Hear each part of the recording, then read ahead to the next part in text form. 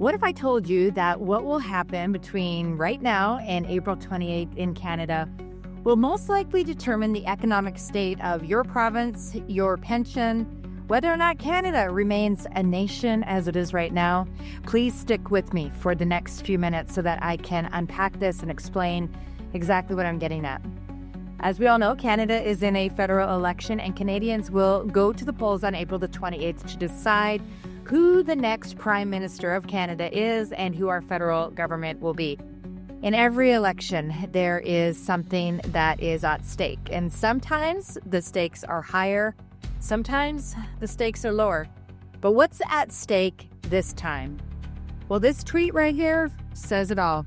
On March 20th, 2025, Alberta Premier Danielle Smith explained that she had just met with Prime Minister Mark Carney, and in that meeting, she provided a specific list of demands that the next Prime Minister of Canada, regardless of who that is, must address within the first 6 months of their term in order to avoid an unprecedented national unity crisis. Translation: Alberta is likely closer to separation than at any point in our national history, or at least very close to pursuing sovereignty, very similar to what Quebec accomplished in 2006.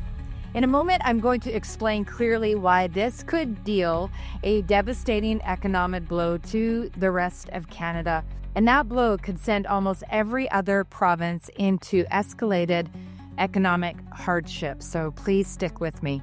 But first, let's look at exactly where things currently stand politically in this federal election. To get a majority government in Parliament, a party needs to win a minimum of 170 seats all across Canada. On January 5th, when Justin Trudeau was still Canada's Prime Minister, the Conservative Party of Canada, at that point, if an election was called, would win a supermajority with 236 seats, followed by the Bloc with 45, the Liberals with 35 seats, the NDP with 25, and the Green with 2 seats at that time. Well, fast forward to March 23rd, 2025, with Mark Carney now leading the Liberal Party of Canada, there had been a 100-seat shift. The Liberals surged to a projected 178 seats. That's a majority Liberal government. The Conservatives dropped to 131 seats. This very well could be the most dramatic political shift in a 2 to 3 month period in Canadian history. The most recent poll shows the Liberals at 190 seats and the Conservatives at 125. Do you notice something right here? There's a clear political divide starting at the border of Saskatchewan and Manitoba. You can literally draw a political dividing line down the center of our nation right now. What's eye-opening is that this is also the line of division when it comes to equalization payments federally. Check out this chart. It shows equalization payments for 2024-25. Every Canadian east of this line benefits from these payments. Everyone in the west, well, they don't. New Brunswick, for example, received nearly $3 billion in equalization payments in the 2024-2025 budget. And that's nearly 1/4 of New Brunswick's entire provincial budget during that time. The same can be said for many eastern provinces. According to the Fraser Institute, in 2022 alone, Alberta contributed $14.2 billion more to federal revenues than it received in federal transfer payments. In other words, Alberta is a major contributor, not a recipient. And this despite the fact that, as Premier Smith alluded to in her tweet, federal policies have actively targeted and harmed Alberta's economy. Perhaps the greatest tragedy in all of this is that many of us in the East have no idea about what I have just mapped out. But Albertans know, and they are at a breaking point after nearly a decade of feeling economically abused. To bottom line this, many in Alberta just can't and won't take it anymore.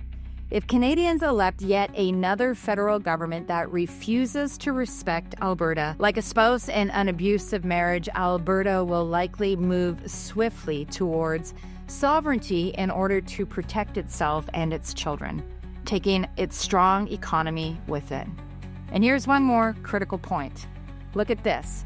This is a graph of the Canada Pension Plan. See who pays and see who receives. Alberta pays $53.6 billion, which helps fund the pensions of Canadians in nearly every other eastern province, with, of course, the exception of Quebec, which, as a sovereign nation since 2006 within Canada, manages its own pension plan. If Alberta moves towards sovereignty, as Quebec did in 2006, it will no longer contribute to the CPP, and this could very well throw Eastern Canada into economic hardship. The question is, do we care? Of course we do. And that means that we must elect a government with a proven track record of respecting Albertans.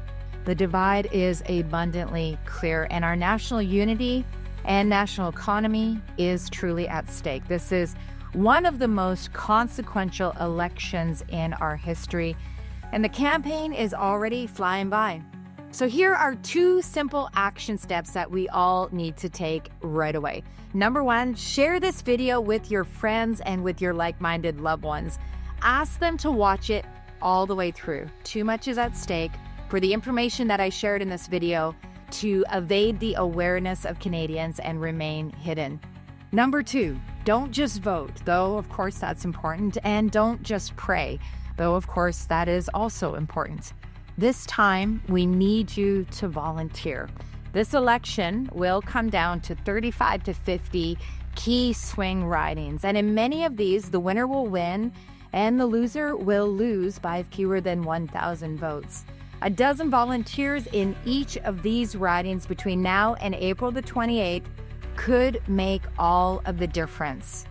I know this personally. When I ran for MLA in New Brunswick just last year, I lost by only 224 votes. Premier Blaine Higgs, one of our nation's finest fiscal managers of a province, lost by 183 votes. One volunteer in either one of our campaigns would have put us over the victory line. Your presence matters, and every day of a campaign also matters.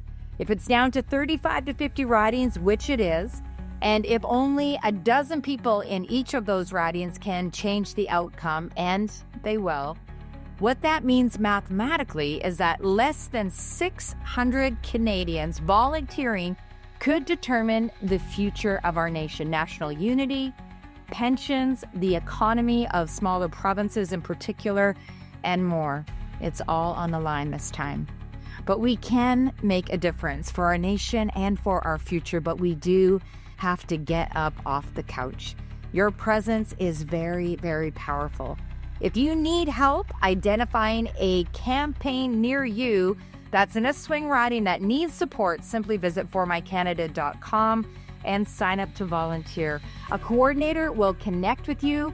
They will help you to get plugged into a campaign that reflects our faith, family, life, and national unity values, a campaign that will respect Albertans. Thank you for taking this seriously. The nation goes to those who show up in moments that matter, and this is definitely another one of those moments. So go to formycanada.com to sign up to volunteer, to donate to help us make more of these videos, or to stay connected with us. Thank you so much for watching.